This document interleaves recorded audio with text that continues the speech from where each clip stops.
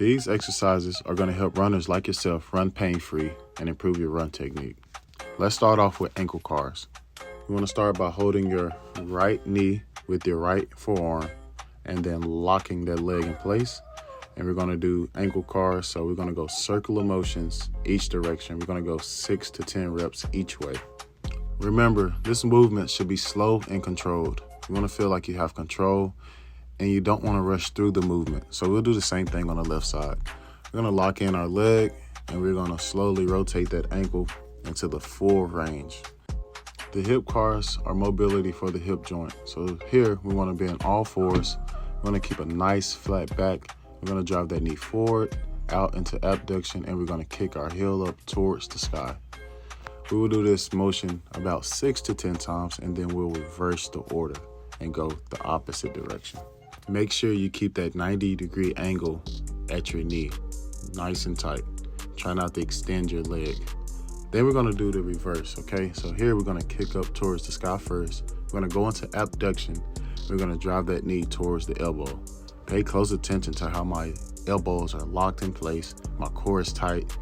Only thing I want to move right now is that hip joint. So imagine your entire body is in a cast and you can only move the joint that you're working. In this case, the right hip and right leg.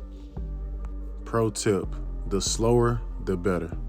Next, we're going to strengthen our tendons. The first exercise will be wall sits.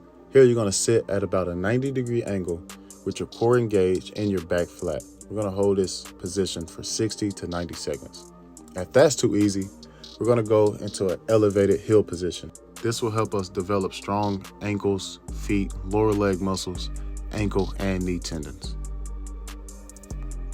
Let's take it up a notch. We're going to do a split stance iso hold. Same thing here. We're going to go 30 seconds to a minute on each side. And if that's too easy, we're going to do a calf raise. So we'll get into that same position, bend both knees, and now we're going to do like ankle pumps, all right? So you should feel this in your lower leg, feel it in your calf muscles. Now we elevate this movement into a split stance iso calf raise, in which we will hold for 30 seconds to 1 minute.